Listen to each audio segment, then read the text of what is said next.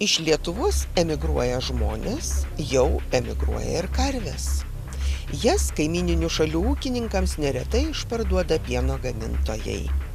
O išmintingai ūkininkaujant, niekur kraustytis nereikia. Lankomės tokiame pieno ūkyje, kuriam šiemet jau 4 amžiaus. Kūrė ir pradėjo vystyti tėvai. Man teko lengvesnė užduotis, tik galima sakyti, jį plėtoti, tobulinti. Ir šiai dienai turime 200 pieninių karvių ir valdome apie 350 hektarų žemės.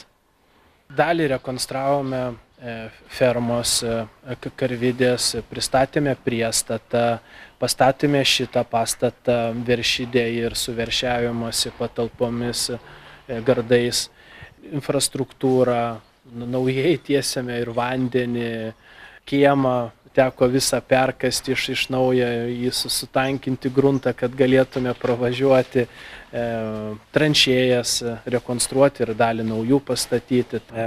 Čia gaminame kombinuotus pašarus savo ūkiui ir taip pat tiekime kitiem pieno ūkiam.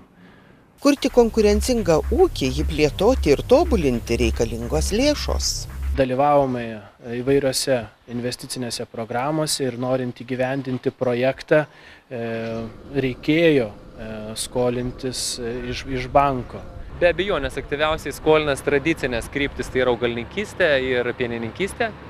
Šiek tiek gaila, kad šiuo metu pieno ūkiai yra apriboti, aš kaip minėjau, dėl kritusių kainų jiems sudėtinga dabar investuoti.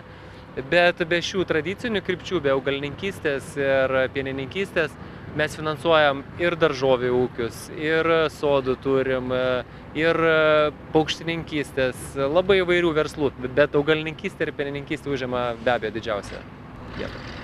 Kaip suvaldyti rizikas? Ne vieno pieno gamintojo rūpestis. Čia pagelbėti gali ir supratingas bankininkų požiūris. Šiai dienai, kaip nekeista, tai abiejų tokioj partnerystėje gavosi galvos skausmas.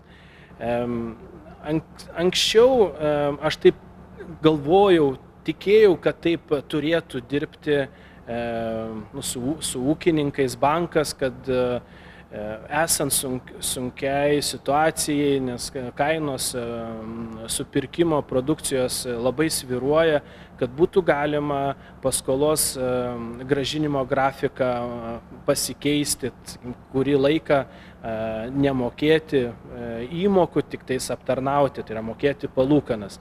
Tai šiai dienai tas susitarimas mums pavyko ir tikim, kad ateityje tikrai pienininkystės verslas bus sėkmingas ir mes ne tik tą paskolą grąžinsime, bet ir turėsime naujų projektų ir naujų paskolų. Visada kainų svyravimas buvo laikotarpį, kai jis buvo mažesnis, buvo laikotarpį, kai jis buvo labai didelis.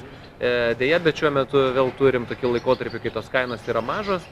Tai Lietuvos ūkiai yra neišimtis ir tokiu atveju, kas yra svarbiausia, kad ūkiai susidurdami su mokumo problema arba gal ir nesusidurdami, bet numatydami, kad kainos iš esmės keičiasi, nepabijotų ateiti į banką pasitarti, ką daryti tokioje situacijoje. Vienas variantas, kai dalis įmokų tuo laikotarpiu, kai kainos yra netokios palankės, siūloma nukelti į pabaigą.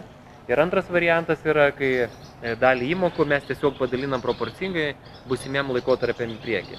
Ką tas duoda? Tas duoda, kad ūkis pergyvena tą kainų duobę ir tada, kada kainos būna labiau palankios, jis tiesiog suintensyvina mokėjimus ir vykdo savo įsipareigojimus bankui ir toliau sėkmingai vysto ūkį.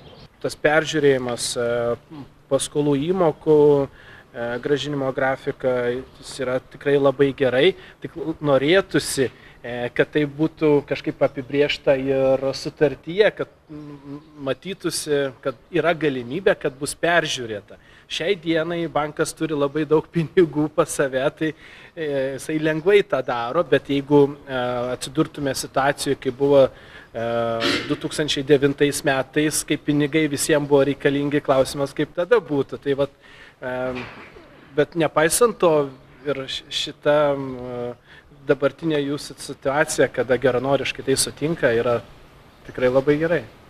Jeigu žiūrėti šios dienos perspektyvos, ūkiai, kurie užsiema augalininkystės verslu, jie neturi kažkokių tai mokėjimo sunkumų. Net ir pieno ūkiai, jie tikrai yra šaunuoliai ir iki šiol vis dar sugebėjo rasti rezervo ir tikrai vykdo neprikaištingai įsipareigojimus.